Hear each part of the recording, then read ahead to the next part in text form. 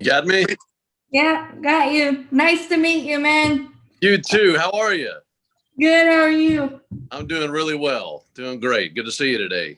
You too. I can't believe you agreed to do this. I'm like, No, it's my pleasure. I'm glad we're able to line it up and make it happen. this is crazy. So were you able to catch up on sleep? Is the most important question after. Yeah, it took a little while, but I didn't mind losing sleep. That's for sure. That was, thinking back on the playoffs and the World Series. It was amazing, and it's funny that you asked that question because I think going through the full thing, the division series, the championship series, the World Series, I never knew how exhausting it would all be. Yeah. It really is tiring because it's emotionally draining, it's physically draining, but they won it and everything's good now. Yeah, it was the craziest thing, especially the central time zones and everything. I was feeling what you guys were feeling in a different way because I record my stuff. Takes about an hour to get it all posted on social medias and stuff. And the adrenaline of whatever the game ended up, I wouldn't get to bed till probably 3:30 every game in Houston, that's for sure.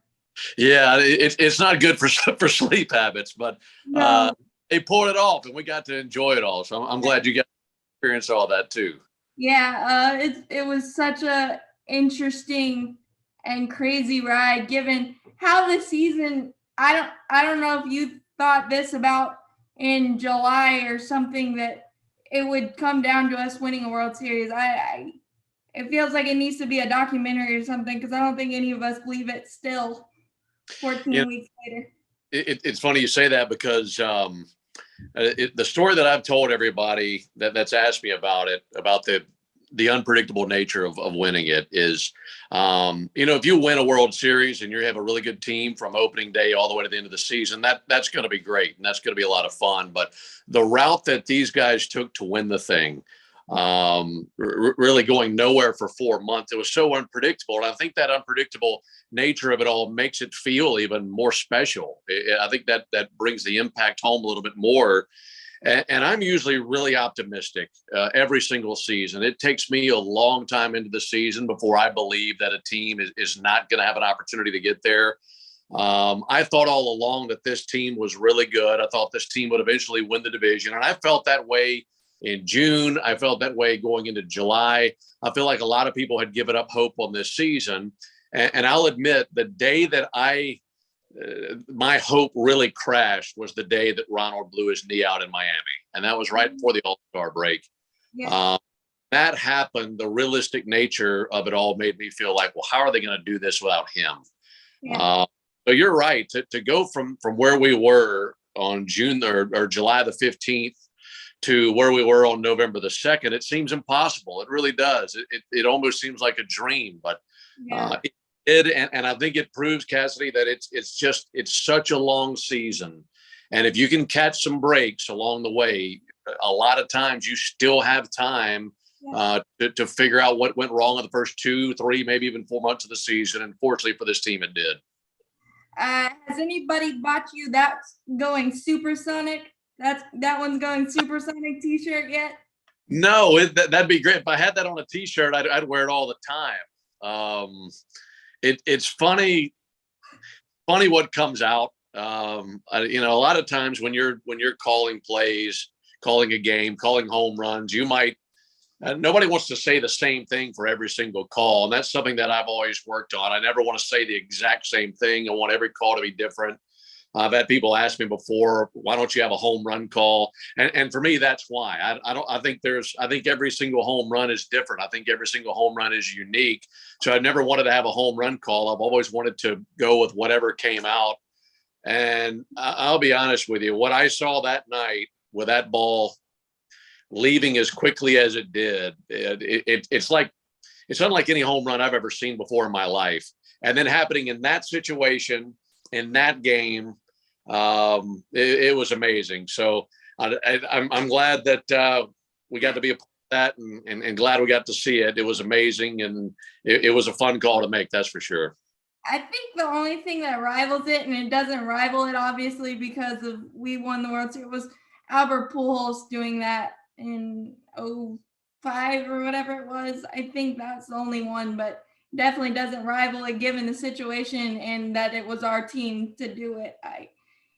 The poetic nature of your calls, whether you write them down or just come up with them, is spine chilling, and that's why I wanted to do a video for you and for Joe and for Jim, because you encapsulate what we are all feeling, but we don't get it because it's a national TV broadcast, really. So I think it's very important.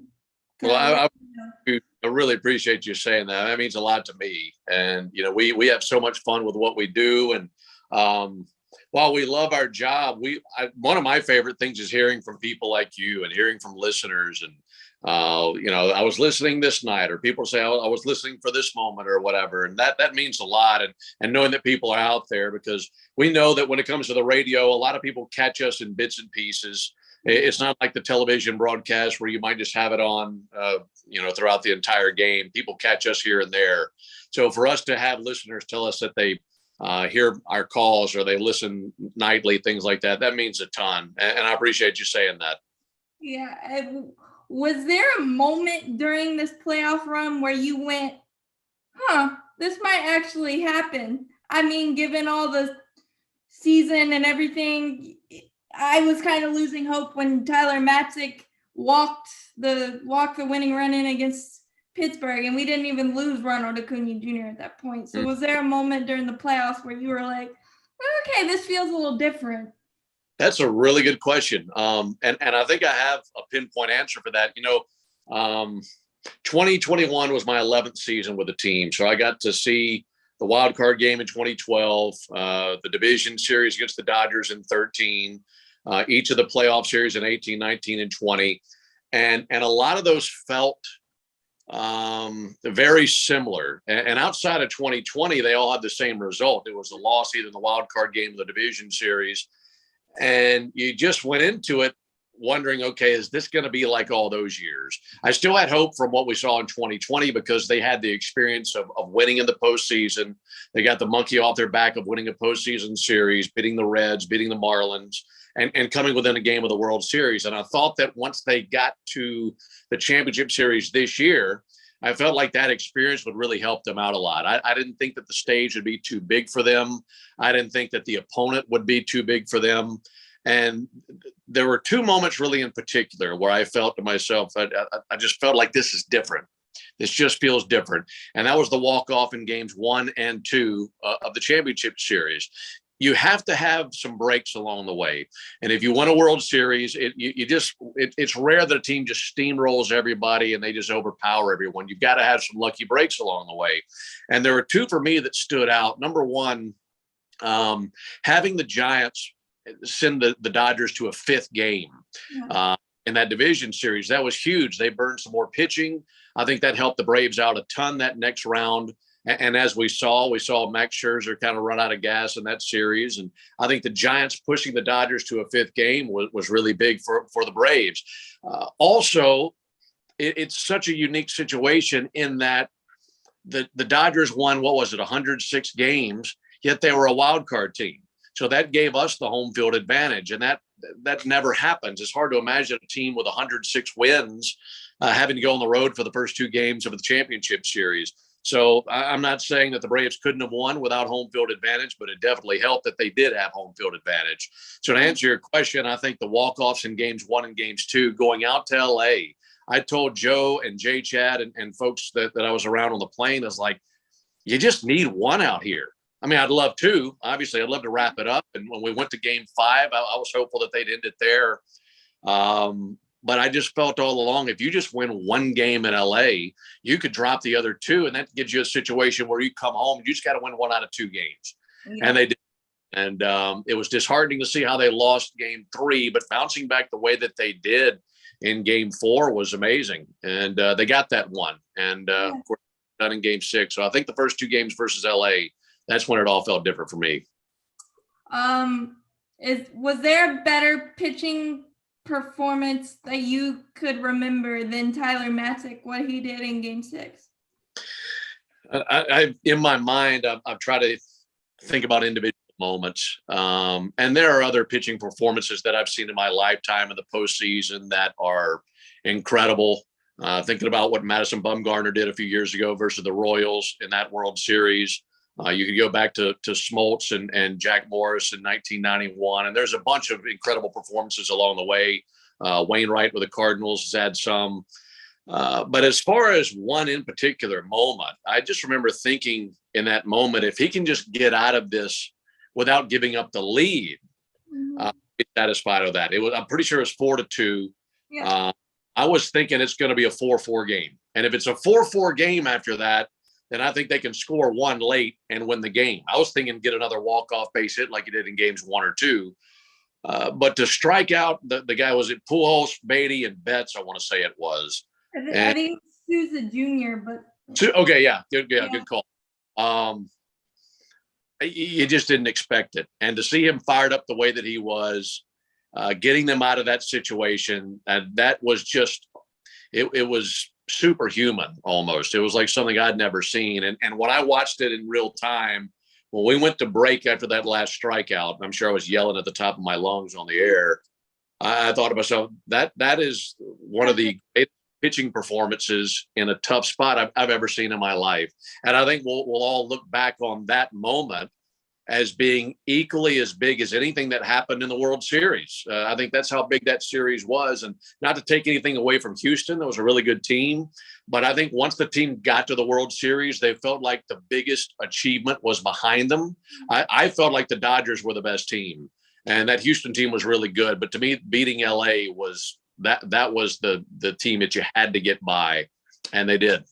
I think my mind started going hamster wheel. Oh no, here we go again. Here's the moment that it falls apart. And then Tyler Matzik being able to do that, sit down on the bench and strike out the first 4, and then I don't think we'll ever see it again. I don't.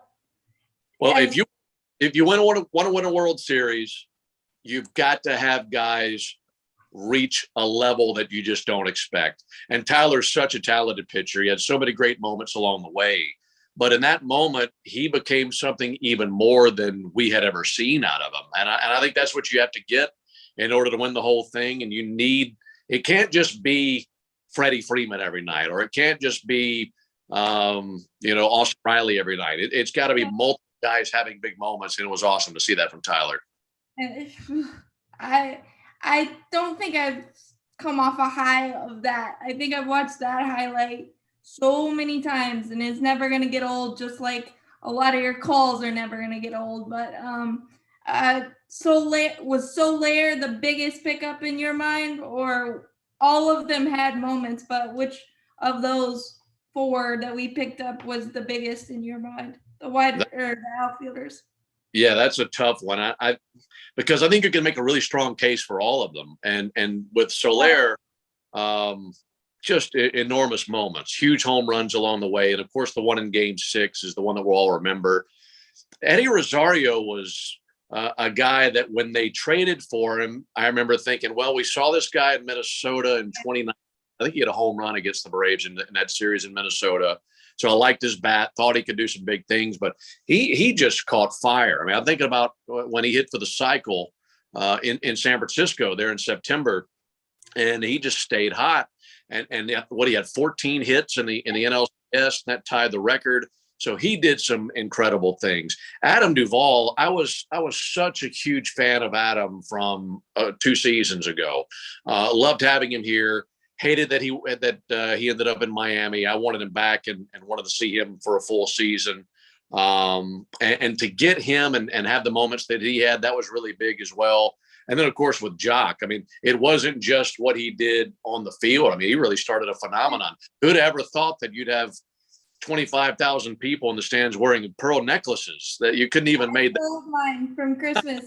I haven't taken it off since my dad bought it for Christmas. Oh, that's so yeah, that to me is it was so special because they had a bunch of moves that they needed to make. They did just in time, and all of those moves were absolutely enormous for the team going down the stretch. It's incredible that all of them worked. Like I guess the Richard Rodriguez didn't work out like we wanted to, but for the most part, all of them worked for a important stretch of the season or the playoffs or whatnot. And that's unthinkable, really. It is. I mean, and those guys turn their seasons around. Think about this. What do you think fans in Kansas City or Cleveland or Chicago were thinking when they saw, or Miami for that matter, when they saw, and I know that Adam was leading the league in RBIs, but more for those other three guys, those guys started putting up numbers that they had not put up in their previous cities.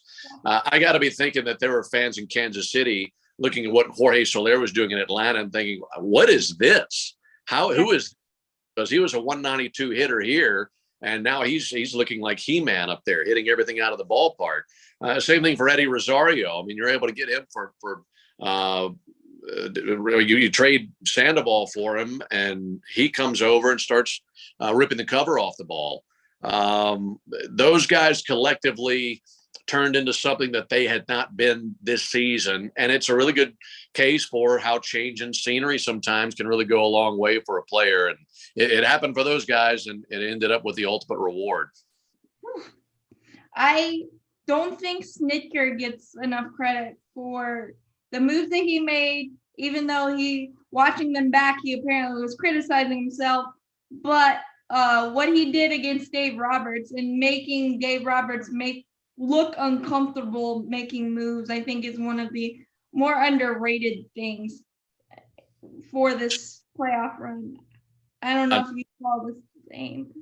I think so. And it's a really good point that you bring up, because you get to the World Series. I mean, you obviously have a good manager, you have a good coaching staff.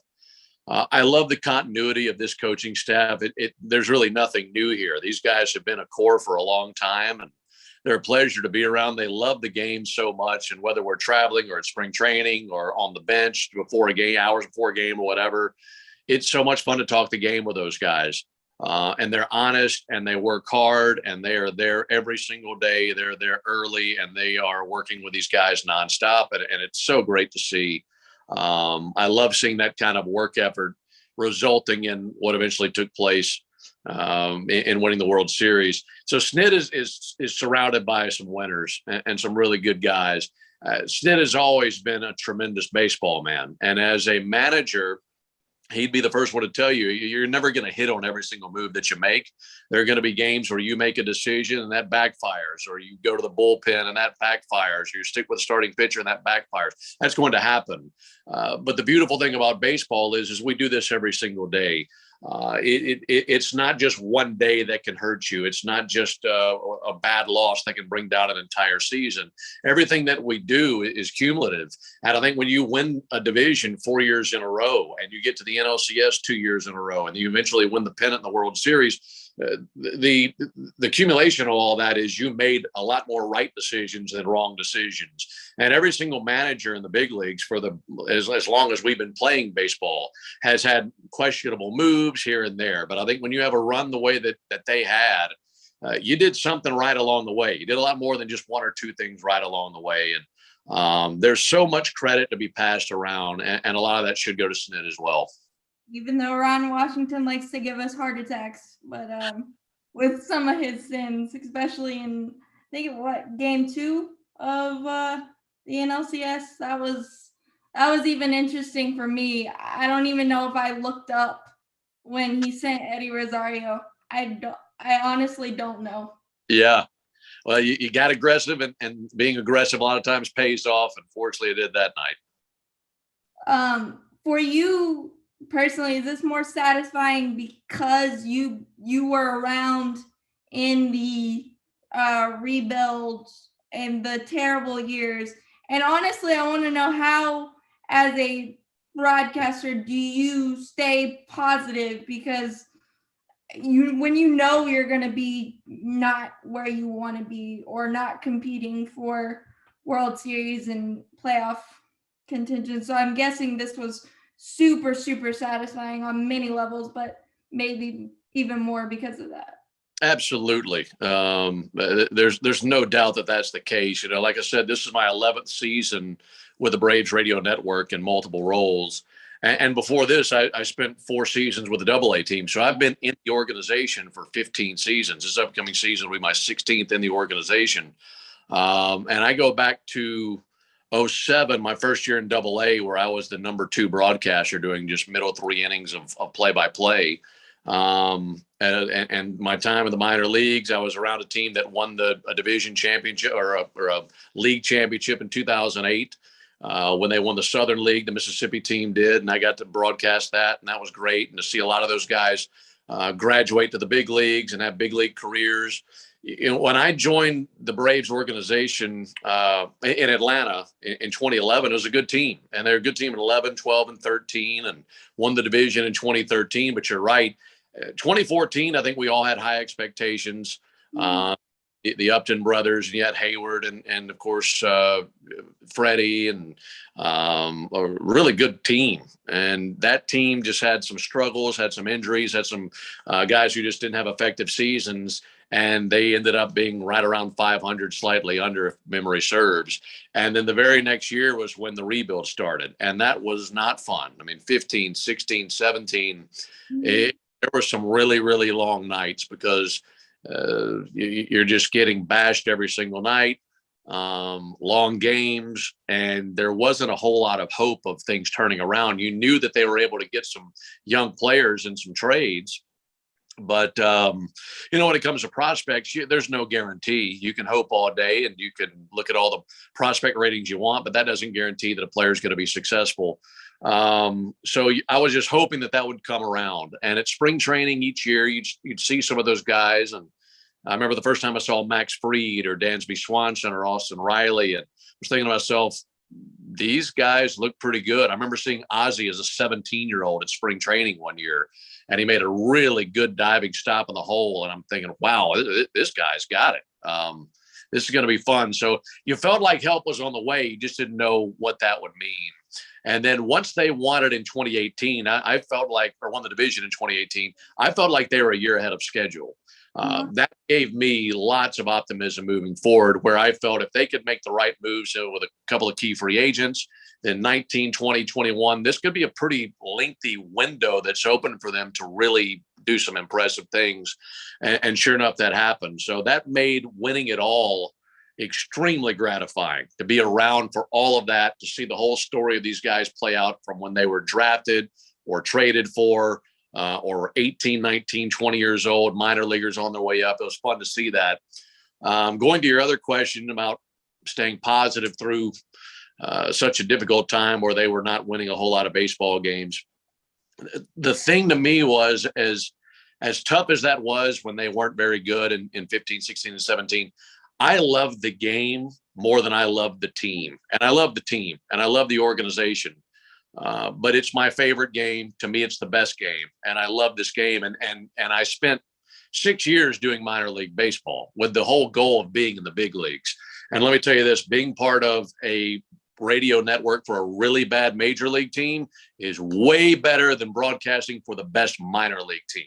So I knew at the end of the day, I was still getting to be on a big league broadcast and at the ballpark every single day for Major League Baseball games. And that to me meant the world. So that made it easy to get through those tough years because I loved the game so much. Well, I just remember somebody screenshotting a 2017 lineup, I believe it was. And I tweeted on it and I said, I don't know if I could have made it through doing recaps because I started in 2019. And you tweeted back at me that they were some long nights. So I wanted to get the specifics on that. But yeah, I definitely have that same love for the game, regardless what happens. But I don't know if I could have stomached the 4 years of constant losing. But I would have worn the brown paper bag a lot. We'll just go with that. But yeah. It's just fascinating to hear your story going from the minor leagues to the big leagues. It's kind of like a player's journey. So it's very cool to realize that. And I started at a high school, a local high school here. I did their Twitter and I did their announcing. I'm not good at that, so I'm going to stick to what I do. But it's just interesting how journeys happen. So it is. Well, and two, and let me add on to that. A big part of the journey is the people you get to meet along the way. And it's been so much fun to meet fans like yourself and people who have their own media, social media platforms, because we all share a same passion for the game and for the team and for the individuals playing it. And that really is fun to meet other people who are like that. So I'd say that you're a big part of that. It really is fun to meet people along the way in the journey. Well, I appreciate that, but I don't know. I might have been still getting suspended from games because when I was younger, I would get so angry that we lose. I was like 9 and I got 3-game suspensions every other week because I was just so wrapped up in the game and wanting us to win so badly that my mom had to do that to get me to calm down and to be able to handle it, I guess. And I guess that's a good thing now, but the journey's starting different ways, and it's just really cool to realize the journey that we're World Series champions, despite not having baseball to talk about right now. This is good baseball to talk about. Yeah, it is. It is that, and I'm confident we'll have baseball eventually. I hope it's soon because this time of year I'm used to getting ready to head to Florida and get it going again. So hopefully we'll get to do that really soon. Yeah. So what are you doing right now? Anything? I am. Well, I've gotten to go home this weekend. I've got every single year. Me and a lot of my best friends from back home. There are 9 of us in total. We get together for the Super Bowl weekend every year. We go to my buddy's duck camp. We enjoy hanging out with each other all weekend. We'll watch the game Sunday night. And then usually that's my last full weekend until I go to spring training. In this case, I'll head back to Atlanta on Monday and just kind of wait it out. So in the meantime, I get to have a life during the off season, and I get to say yes to all the things that I have to say no to during the season. Rarely get to see your friends. I do the best I can to see my girlfriend along the way. So I know she enjoys me getting to be around and be free for dinner and things like that.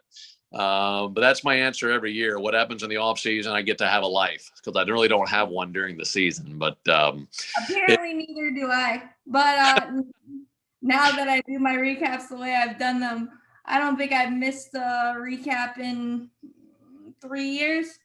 So I don't have one either. But it's the best thing ever. But since you brought up the Super Bowl, Cincinnati or LA Rams? I'm going to go the Bengals. I like Joe Burrow a lot. I think he's easy to pull for. I like Jamar Chase a lot. And being an Ole Miss guy, I like Mike Hilton a lot as well. So I'm going to go for Cincinnati and go for the upset. Well, everything points to that the LA Rams are going to win, so Cincinnati is going to somehow pull it out. Yeah, I think it's going to be a really good game. I was actually shocked when I did that YouTube video about the radio calls. Typically, I don't show it to the people that I actually do it on because I don't think they're ever going to answer. So when you answered, I was blown away. But I'm really glad that you loved it so much because that was one of the funner ones that I've done during the off season, which I'm running out of ideas. So baseball better hurry up. But it's just been such a magical run that I'm glad to be a part of in some small way. Absolutely. Well, there's a lot of people who enjoy your videos, and I'm included on that. And I really enjoy your recaps. And that's to me, that's the best part about winning a championship is what we got to experience and enjoy. That's permanent. That never goes away. And you'll always have those recaps. You'll be able to look back on those recaps, hopefully in 20, 30, 40 years and still bring up those memories of how special 2021 was and how much fun that was to experience that all together. And that to me was probably the best part is just getting to see the joy of everybody being in the World Series parade. I've joked a lot with people who've asked about the parade. I say I've never seen that many happy people in one place at one time. In 2021, if that many people are gathered together, typically they're mad about something. So see the opposite of that was really refreshing. People that got to enjoy the World Series, and it meant so much to them. And like you said, just to play a small role in that was so humbling, and something that we'll always have. Yeah, I 2021 is going to live in the record books forever. One thing, I don't know if you can answer. If you can't, I'll just skip over. But do you have any thoughts about Freddie or anything? Yeah. I'll tell you exactly how I feel about it. No, I haven't spoken to Freddie. I haven't seen Freddie since the parade afternoon. That's the last time I saw him. So it's not like I've spoken with him or anything like that. Everyone that I've spoken to, and this is leading up to the lockout, whether it's Freddie or whether it's Alex, the team, whomever, it seems like everybody says the same thing, that both sides want him to be in Atlanta. I think that being in Atlanta for his career would be very important to Freddie. I don't want to speak for him, but I feel like he has said enough to where I feel like that's important to him. That doesn't mean that it's 100% going to happen. I still feel like he will be an Atlanta Brave. I'm pretty optimistic about that. I think there might be some people that think I'm overly optimistic about that. But at the end of the day, it is a business, and there are other teams that will make a run for him. I think whatever his financial demands are will be met by someone. I don't think he's going to have to take a penny less than what he wants. So whether if the 6 years, $180 million figure is accurate, then whatever, if that's what he wants, then that's what he will get, whether it's from the Braves or someone else. So that gives him a lot of power, in my opinion. That allows him to do whatever he wants. He doesn't have to take any less than that. If I'm the organization, I see it as a guy who won me a World Series, a guy who won me an MVP, a guy that multiple generations of Braves fans have grown up watching. And I think for me, that would mean a lot to me. That would be extremely valuable to me. And if I could have him in a Braves uniform for his entire career, to me, there's so much more value in that than what I would be paying him. I think it was extremely valuable to have Chipper in a Braves uniform for his entire career.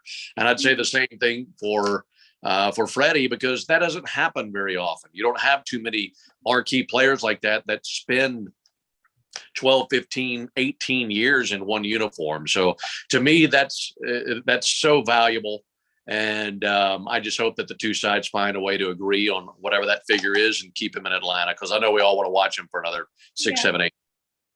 It's funny you put it that way, because I know the value of Tom Glavine, John Smoltz, and Greg Maddux, but I wasn't around during their peak right.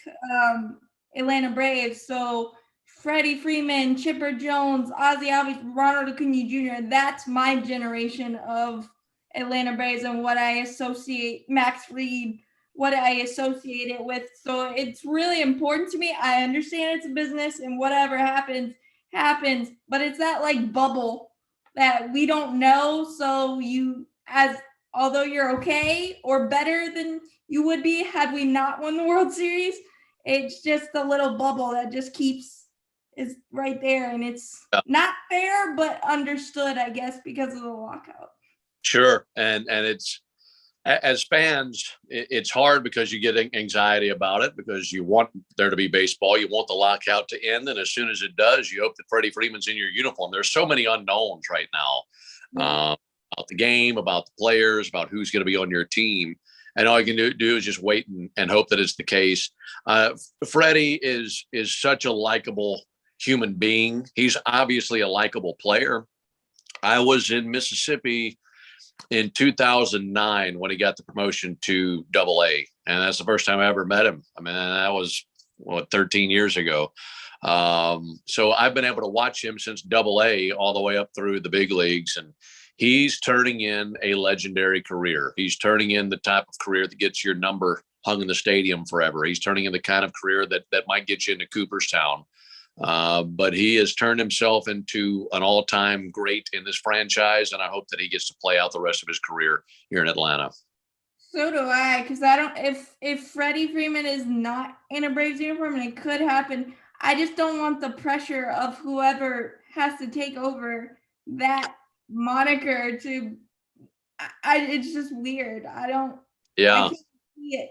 I can't see it in my brain that Freddie Freeman wouldn't be in a Braves uniform, but obviously we don't know that.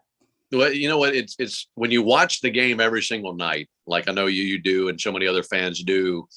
Um, not to get extreme, but you almost feel like you know these guys, and they're there year after year after year. Some of them, you could almost feel like it's almost like family. Where if you have a player in your uniform for a decade, and all of a sudden they end up going to another team, that feels so out of place because you're so used to that being your guy, your player, the guy that you pull for, and they become more than just a player. I think they become someone that you consider one of your favorite players for the rest of your life. And I think a lot of people would say that about Freddie, and it would be very strange and out of place and hollow, really, to look at him in another uniform. Those of us that follow daily and every single game, and you just hope that didn't come about. No, I hope it does not. But one more question on a regular player, and then just one more question for me.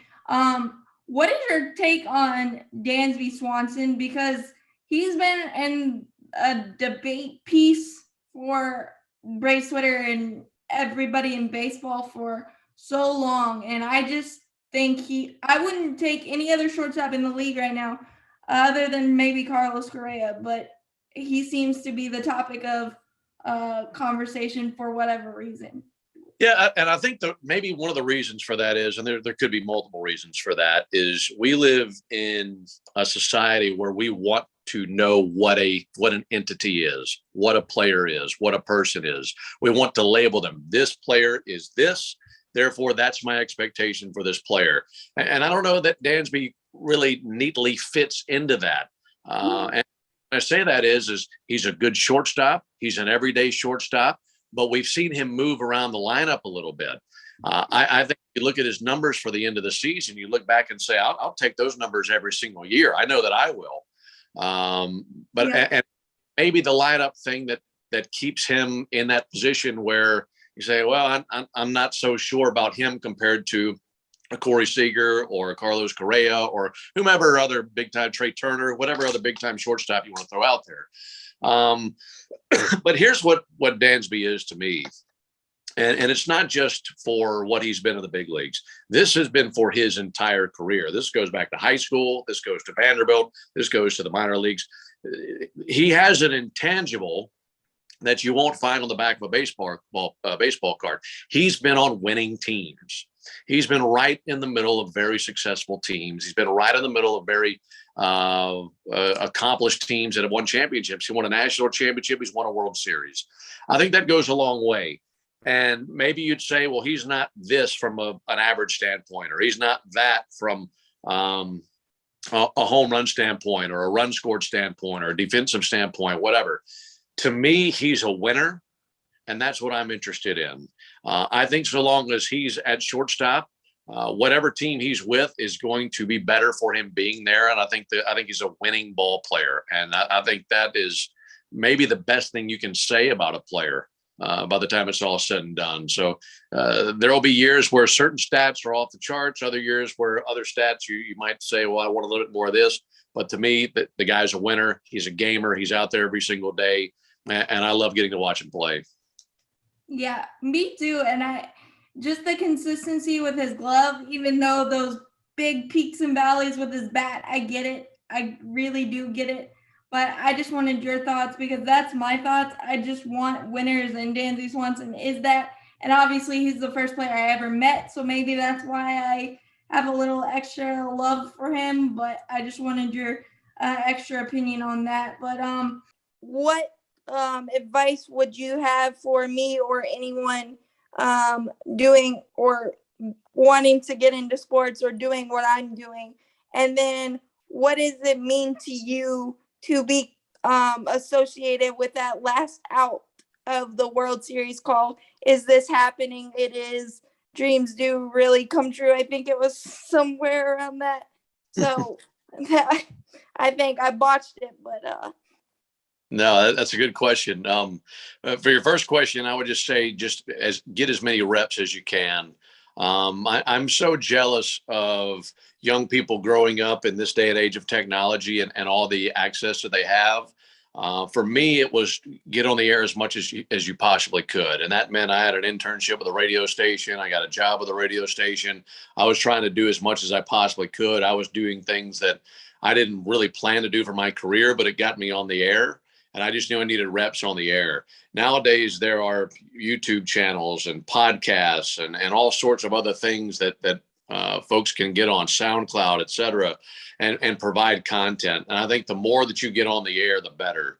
To me, that was really important. That helped me out a ton, and just being comfortable with being on the air and things like that, that helped a ton. So that's the best advice I could possibly give. And furthermore, be your best critic. I mean, if you can go back and watch your own material, take note of what you really liked, kind of take some notes of what you didn't like, and try to be better the next time, and so on and so forth. I think that's kind of what I honed in on when I was doing minor league games. I'd broadcast the game, and I'd go home and I'd listen to 2 or 3 innings of that game and just pick it apart. And how could I be better the very next night? And that's really the best advice I could give. And for the final question there, it's just it's really hard to quantify getting to be a part of a moment, putting your voice on a moment. I'd always dreamt of having that moment. I'd always dreamt of getting to do that, wanting to be ready. But there's still something that really impacts you once it happens, because you could be the best broadcaster in the world. That doesn't mean that you're going to get an opportunity to call World Series games. You just kind of you got to get lucky. And I know plenty of really good broadcasters who have been broadcasting for 20, 30, 40 years that have never had that opportunity that I just had. So knowing that my call will be attached to that long after I'm gone is so humbling. And once I found out I was getting a World Series ring, that blew me away. It'll be fun to have while I'm alive, but all I could think of was how in 100 years or in 200 years, that'll still be in my family, I would hope. I hope I have a distant relative that in 100 years takes that to show and tell in 5th grade or something like that, having a World Series ring in the family. I think that's amazing.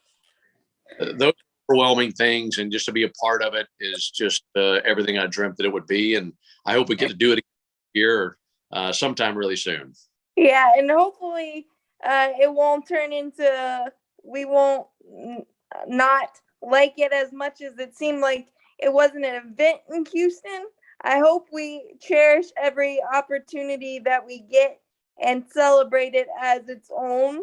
I hope we don't get bored by it, I guess is what I'm saying. I will never get bored by it, but I guess apparently that happened in Houston, so I hope it doesn't happen for us.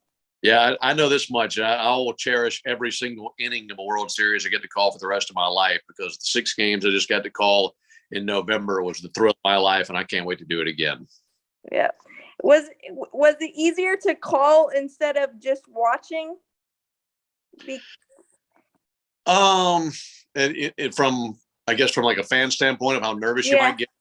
Yeah, I think it is a lot easier. I think when you are watching as a fan, that's all you can do is just watch it. But when I am calling a game, I'm preoccupied with I've got a job to do. I mean, you want the team to do well, you want them to come through, and you want them to rise to the moment and come through. But whatever happens, I've got to relay that to my audience. And maybe it does take the edge off a little bit, but it doesn't make it any less disappointing, and it doesn't make it any less joyous, depending on what ends up happening in those moments. Because I trust me, Joe and Jim and Jay Chat, we're all fans as well, and we want them to do really well. The better they do, the easier our job is. So it was good to see them do so well and be a part of that. One more thing, did you really almost drop the trophy? No, but Eric Durbin did. Eric's a buddy of mine. He's one of our the clubbies. He works in the clubhouse, and I remember we were all taking pictures with the trophy at the after party, and it was sitting on a case, but you just walk up behind it, you could pick it up. and I think we were passing it along, and Eric was 3 or 4 guys behind me, and I just remember him going like this with it, and I think he anticipated it being lighter than it actually was. I don't think he was actually going to drop it, but he had a moment where he had to kind of adjust, and everyone was like, "Whoa!" But yeah, it was that was a fun night. That was definitely one of the best nights of my life, and seeing everybody so happy was incredible.